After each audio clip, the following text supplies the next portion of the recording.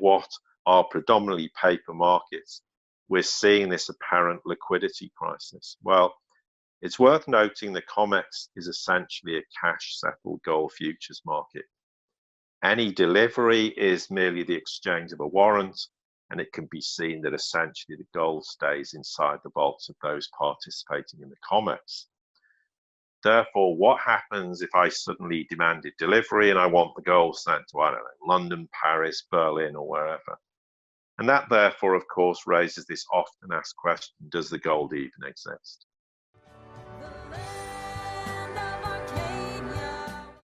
Hello there, my friends. Chris Marcus here with you for Arcadia Economics.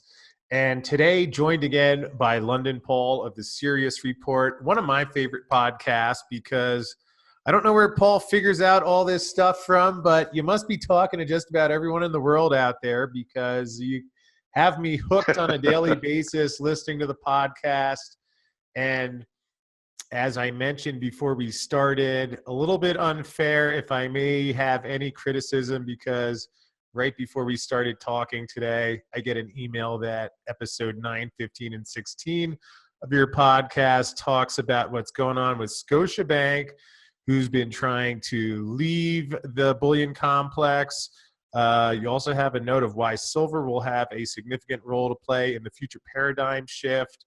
Again, folks, that's what Paul gives you all 5 times a week in the Sirius Report podcast. So with that said, Paul, I sure would love to know anything that you've been hearing. I mean, I've heard some of it in the podcast, but if you could share for people today, especially since you're in London, a little bit closer to the LBMA, which, I mean, it seems like a mix of the Three Stooges and a game of musical chairs, if that's possible. So why don't you take it away from there? Yeah.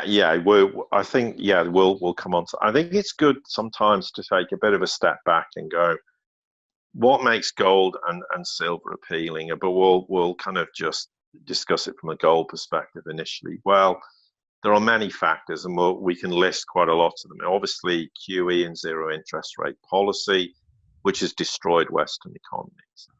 There was all the repo, not QE debacle, and then we've had all the QE since the coronavirus. There's the ballooning of debt to unprecedented levels. There's really the big dumping of US treasuries, the US dollar complex. And we know fiscal stimulus is in reality hyper-monetary inflation, which has also destroyed the bond market. There's been no foreign buyers of US debt essentially since 2014. And, we've spoken about how the corporate bond market is going to turn into junk status in an alarming manner. And the kind of list goes on, and mortgage bonds were effectively subprime in 2008. Well, the US, Treasury is really now the subprime of 2019. What I think is also worth reflecting on, we know there's been a lot of central banks buying gold, particularly in the East, Russia, China, Turkey, India, etc. Western banks are repatriating gold, and some of them have also bought gold in the process. Russia and China do have enormous tonnage, higher than they admit to. And if you look at China's annual mining production alone, it's 600 metric tons, and they've been doing this for years. So what is that in 1 decade alone? 6,000 tons. So the idea they've got 2,300 tons, of course, is an utter nonsense. So the future, from my understanding and perspective, is, of course, we're going to have the adoption of gold-backed currencies. People will say that's not possible, but if you've got sufficient gold, you can reset the price of gold to back your currency. That's the big difference. Obviously, the US itself is going to have enormous problems because it'll have to go through debt restructuring. There's also the adoption of the petro yuan, and the Saudis admitting, of course, as we've just said previously, when we talked about the oil markets, in rejecting the dollar and adopting the petro yuan, which is convertible into gold. There's all the Iranian payment mechanism, the Instex, which is finally operational, that allows nations to trade in non-dollar terms outside the US orbit. And as the dollar rejection continues, so will the internationalization of the yuan. China doesn't want the world's reserve currency, and there won't be a world's reserve currency in the future. That's a big deal. Everyone thinks, well, you have to replace like for like, or you don't. So we're witnessing the end of nations holding US treasuries and wanting to hold gold, precisely because US treasuries, US dollars are going to decline in terms of becoming an enforced method of payment. It's also why the demand for gold is increasing. So there's just a few. I mean, we could talk for hours about all the reasons why gold is very appealing. But to get to the nitty gritty of what's been going on, and I've always, from my perspective, said you have the illusionary paper markets and then you have the real physical markets, and they're two very separate things. And at some point, the illusion was going to give way to reality in the physical markets. And we're starting to sort of see more and more evidence of that, or we certainly did a few weeks ago or so, when we had this price differential between spot gold in London and gold futures in New York. And what was this really telling us? Well, effectively, there was clearly liquidity problems in the London gold market, and therefore price discovery between those two markets were broken. I say price discovery because for me it's not genuine when compared, of course, to physical markets. And also bear in mind is why what are predominantly paper markets, is why in what are predominantly paper markets, we're seeing this apparent liquidity crisis. Well, it's worth noting that COMEX is essentially a cash-settled gold futures market. Any delivery is merely the exchange of a warrant, and it can be seen that essentially the gold stays inside the vaults of those participating in the COMEX. Therefore, what happens if I suddenly demanded delivery and I want the gold sent to, I don't know, London, Paris, Berlin, or wherever? And that therefore, of course, raises this often asked question, does the gold even exist? Well, the fact we saw this disparity between the spot and future prices is interesting because the LBMA and the COMEX were unable to contain the problem, of course, despite throwing the sort of what I would term the proverbial kitchen sink at it. And the fact for weeks we had this disparity was a consistent problem also speaks volumes. Now, the question is, can we start to try and dissect what this means? Well, I've no doubt that part of the problem was because bullion banks were suddenly deluged with requests for the delivery of physical gold from the COMEX. They simply couldn't meet that demand because it was unprecedented. And it's also around this time when we saw this bizarre collapse in paper prices. Gold, I think, went to around $14.50. I think silver hit nearly $11.50. Yep. I mean, and we could drill down to minute detail about all these kind of trades, but I think there are certain points that are worth discussing in detail. And this disparity obviously reared its head.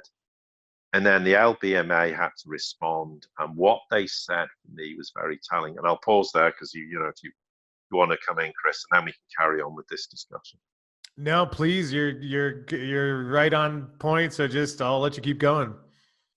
Okay, well, what the LBMA came out and said, look, we're going to work closely with the COMEX and other key stakeholders, whoever that is, to ensure the efficient running of the global gold market.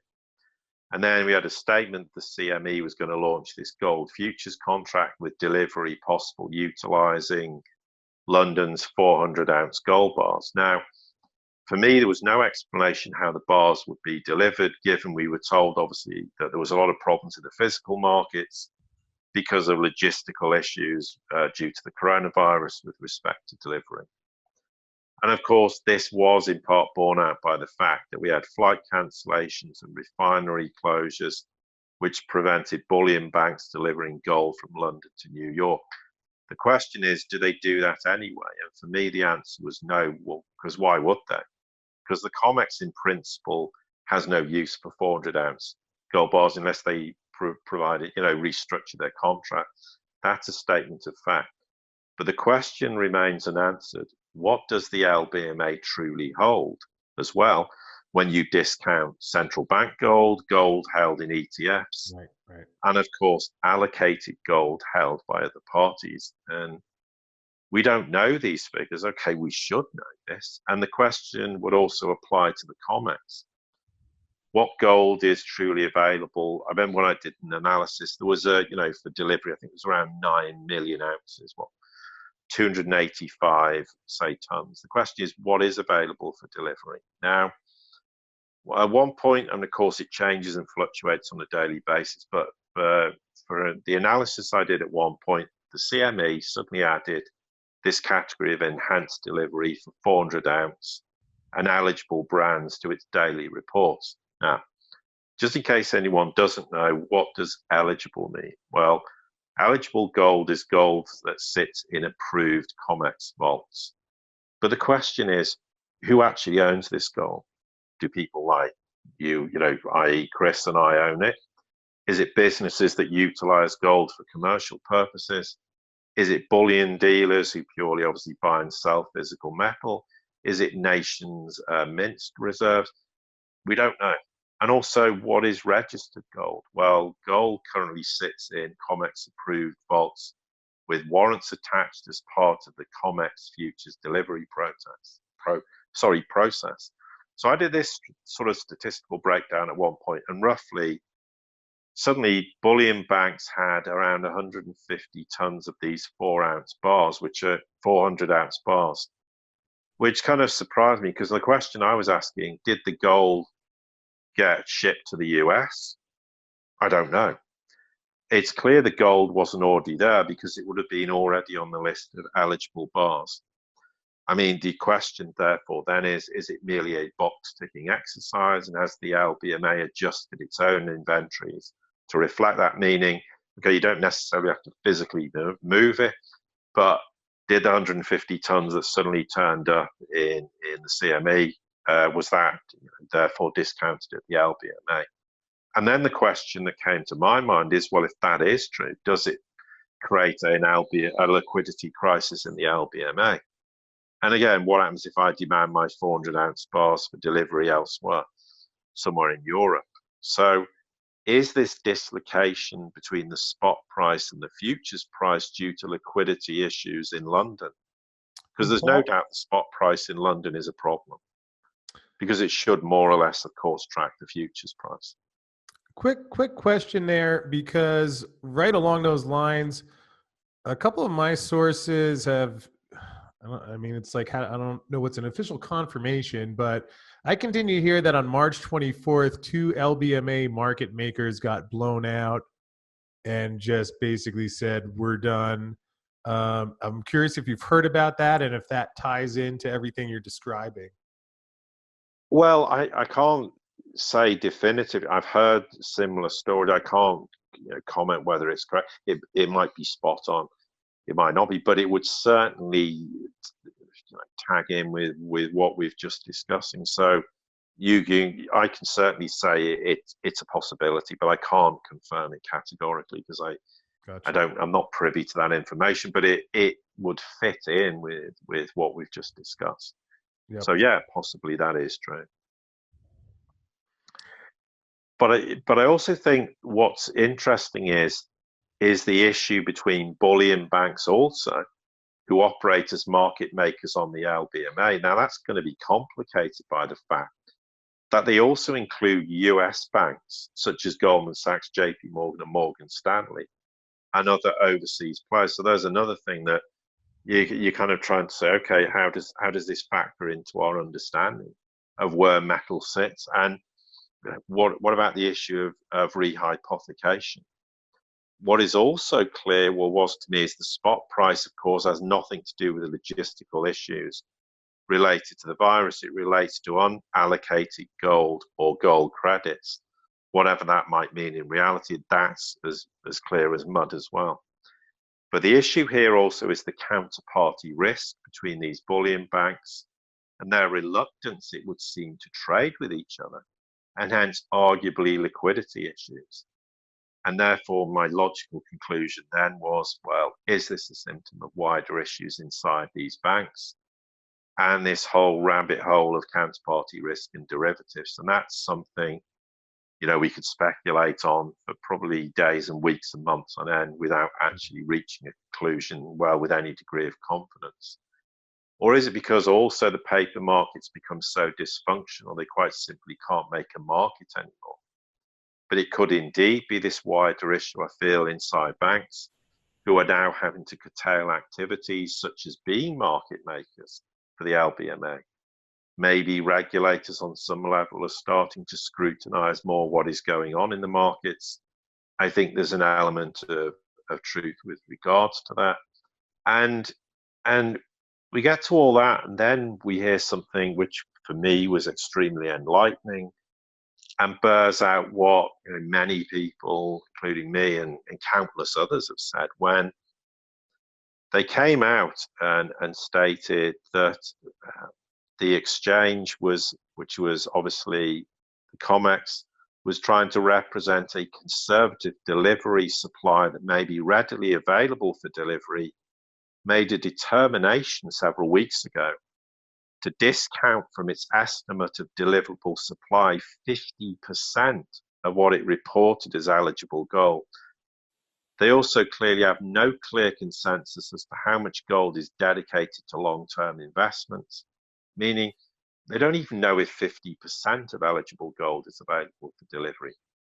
Maybe it's 40%, if I'm being a bit mischievous, then maybe it's even zero. I mean, I'm joking, but the question is they don't know. So this also highlights a huge problem in terms of the eligible category. And when we factor in everything we've discussed, it bears out what me and countless others have said for years.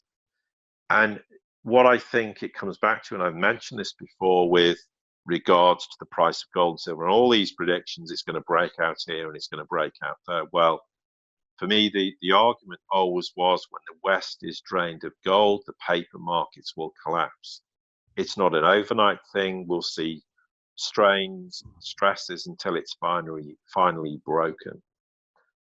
And therefore, this may have been an example. And yes, I don't doubt there was some logistical issues, but I think when there's suddenly an enormous demand for physical metal, which is this effectively draining process of the physical markets, the paper markets just can't respond accordingly. Yeah, and sorry, go on. Well, I mean, it just makes sense, everything you're saying, because, gee, when you keep hammering on leverage like that, I don't know what other outcome we're ultimately going to get. I'm curious, again, you mentioned how it seems like they're scraping metal out of anywhere. I'd love to get your comment on this saga between the Bank of England and Venezuela, where a transaction that does not involve the United States yet is being blocked by U.S. sanctions. What do you think is really going on there? I mean, I'm not trying to be the conspiracy theorist, although when I keep reading these things, it seems like, gee, are they, and then somehow Deutsche Bank and Citibank end up with Venezuela's gold, So anyway, what do you think is happening there? Well, yes, there can be political pressure applied to make the Bank of England toe the line. And again, it's one of these things. Everyone thinks the central banks are these big autonomous things that control everything. And there was a time when they did, but they don't anymore. It also, for argument, I mean, if we want to throw a bit of conspiracy, and I'll frame this as conspiracy or speculation at best, maybe the plain simple fact is, even if they'd wanted to, they couldn't return the gold.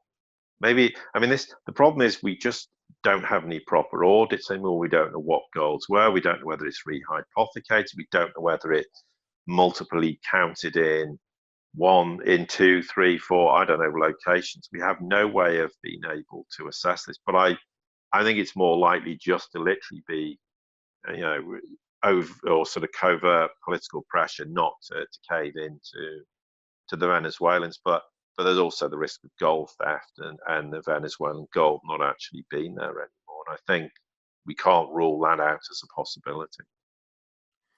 Well, it will be fascinating if we one day get some documentation on that one. I know the concept of an audit, very foreign in our world.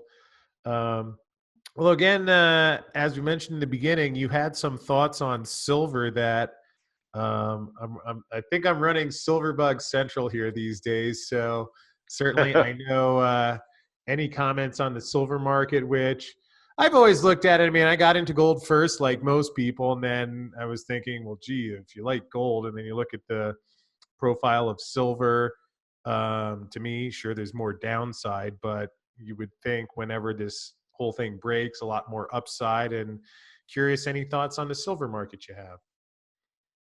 Yeah, look, I mean, I'm not here. I don't advise people to. I'm not a financial advisor. I don't give financial advice. But yeah, look, the truth is, I own gold and silver. There's no disputing that. I mean, and I am a big advocate of silver, and I think in the long term, it will represent a significant upside. I mean, the gold silver ratio is. I mean, in March it got to about 125, which is just absurd. I mean, I said in the podcast, which you'll listen to, Chris, that's a record going back to the 1600s. I didn't even know they kept records that far, but apparently they do. Now the gaps closed slightly, and we saw where, as we mentioned earlier, where paper silver market when it hit an over decade low, it got to about $11.50 in mid March. And then it rebounded to around 15.50. Now, I'm not a big fan. I don't really pay attention to the paper markets because, if I want to go and buy silver currently, I am struggling to buy it. And if I can, I'm not going to pay anywhere near the spot price. But that is what it is. What I think is worth noting is exchange traded funds hit a record high in the month of March to 675 million ounces. I think it's also worth noting after, in the wake of the sort of 2008, 2009 global financial crisis.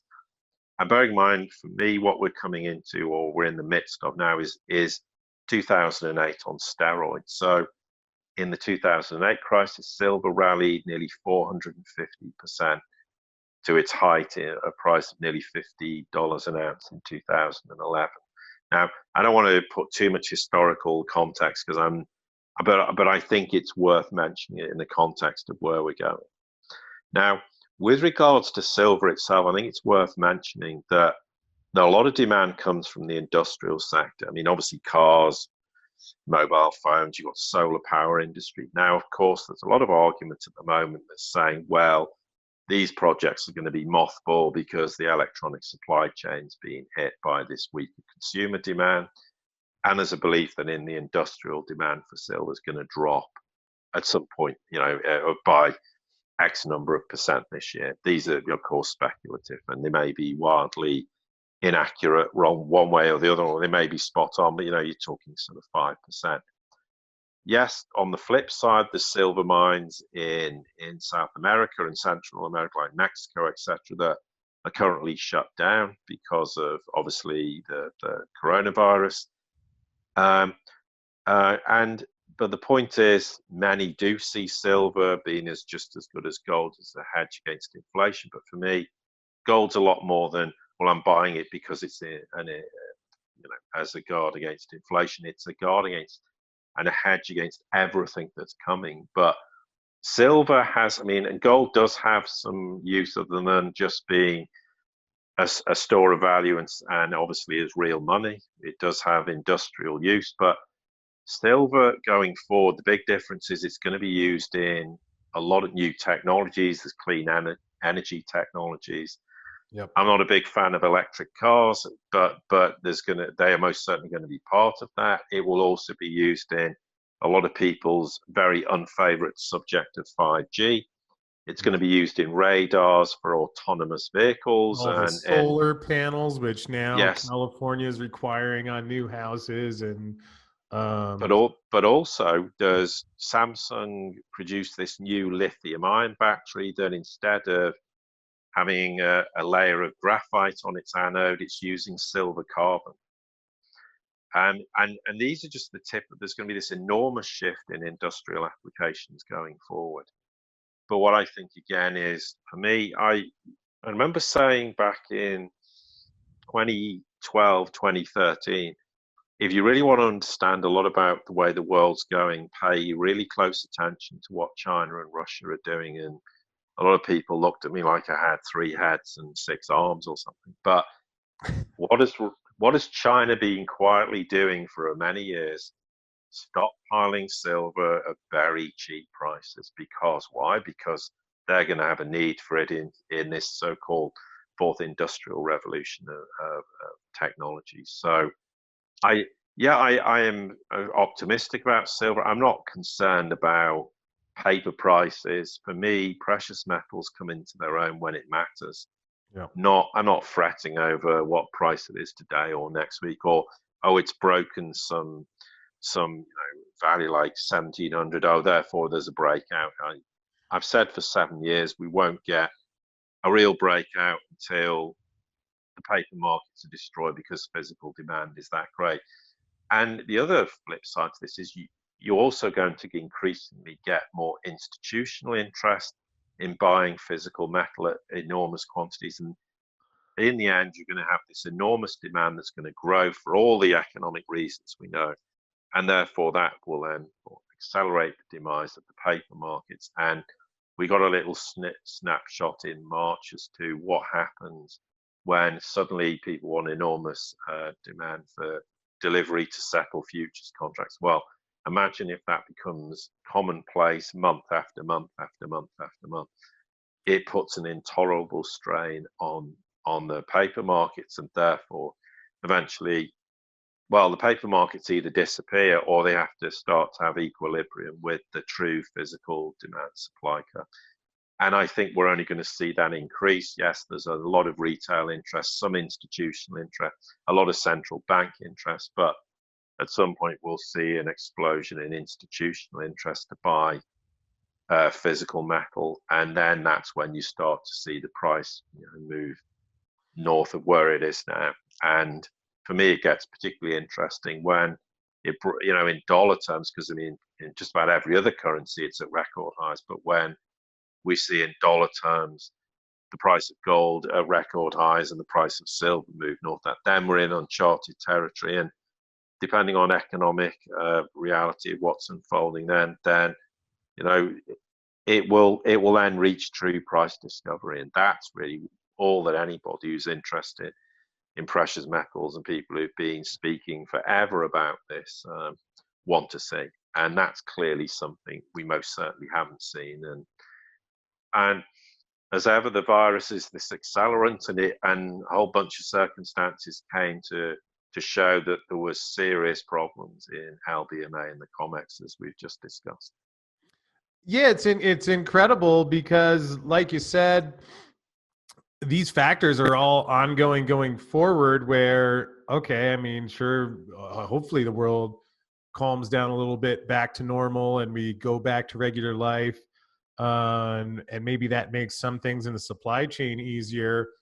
Yet, it's amazing how little you hear it mentioned, but what has changed, and I don't think is going back to the old way, is that the Federal Reserve, they want to print so much money that they can't even put a number on it, which, I mean, they've been given a blank check. They're exercising it forcefully.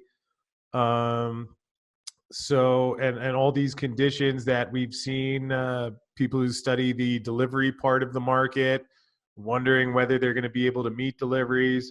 I bet you may have seen this. I found it interesting that 2 weeks ago, an article that the COMEX to meet delivery is shipping metal from the Perth Mint in Australia, which doesn't seem like the most solid system in place. So yeah, I am stunned and fascinated. Certainly everybody who's watching this thing here, they've been waiting for this too. Perhaps one final silver question before we wrap up. You mentioned China importing silver and taking silver. Twice in the past year, we've seen a pretty big jump, at least in the silver ETFs like SLV, of showing a lot of metal, at least allegedly going in. I was looking at it yesterday. I count about 200 million ounces in just about the last year. And to put that in perspective, prior to the price increase up to $50, $49 in 2011, we saw 60 million ounces go in. So we're basically tripling that and more. Do you think that's China that's been buying that metal? Again, I don't know whether SLV actually puts the metal in that they say they do, but when you mentioned it was China, I've been wondering that for the last year, if that could be them that is very clear of what's going on and maybe loading up on metal.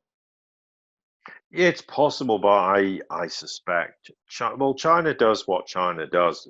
So that's a bit ridiculous, but I mean, just to put this in context, there's kind of like the visible markets, and then there's the opaque markets, and the opaque markets, very few people have any understanding of. That's where enormous amounts of gold change hands. I mean, around 2012, 2013, for 2.5 years or so, 1,000 tons of gold went east every month. No one had any visibility of it. There was no statistical data to support this, because that's the kind of opaque market where enormous quantities change hands. So I suspect that enormous quantities of silver are being changing hands through opaque markets with zero visibility. I mean, and that's what China and Russia does. Well, I mean, Russia's a little bit more, well, we're buying metal, but they tell you they're buying 6 tons of gold, it will be 60 or not 600, but maybe 100 tons. They always just say, well, we bought a little this month, but you can always add at least a zero on the end of it. And that's how China, Russia operate in these markets. Russia's a little bit more obvious in what it's doing, but China's very discreet and has been for years, which is why the notion they only have 2,000 odd tons is just farcical. So it's possible, but I suspect that maybe, and it is a question, does the metal really exist? And if it does, well, or if it doesn't, the question is, again, what happens if people want delivery? And and there's going to come a We're point finding where, out now. yes, yeah, exactly. So I think at the end of this just builds pressure. If the metal's there, great, because it just shows that there is an enormous amount of physical metal delivered. Therefore, that increases the supply demand curve, which is good from a basis of price discovery. If it doesn't, for whatever reason, or it's questionable whether 100 tons actually exist or whatever the quantity might be, then therefore the question is, when people want delivery, therefore they're demanding the metal, and it's not then, and it's not potentially not there, then that's going to create enormous problems, and this huge disconnect now between the paper price, particularly for silver. If you want to buy, even for retail, and you want to go and buy silver, I mean, I track things on a regular basis. I know quite a few bullion dealers in the UK, and I talk to them, and it's interesting from their perspective that there's one I know who effectively, they buy the silver from a primary market, and so they're a secondary market, and the primary market won't sell them any of the silver. I mean, that might change. It's supposed to change by the end of May, but for weeks and weeks, the primary market's hanging on to all this physical silver. So the question is, who's buying it instead, and why are they restricting the supply to these secondary markets? That, I think, is extremely interesting. Of course, we don't have visibility of where all that physical metal is going, but that's why a lot of bullion dealers have been struggling at retail level to sell physical silver, and that's been very clear, particularly from the UK perspective. I think there's evidence to support that's been the case also in the US, and you're paying enormous premiums because physical reality doesn't bear any resemblance, of course, to the paper price. But I would qualify that, of course, that there is always the fact of how much is the premium being hiked for whatever reason in terms of bullion dealers selling. So we have to be a little bit careful, because it can sound a bit sensationalistic and not necessarily representative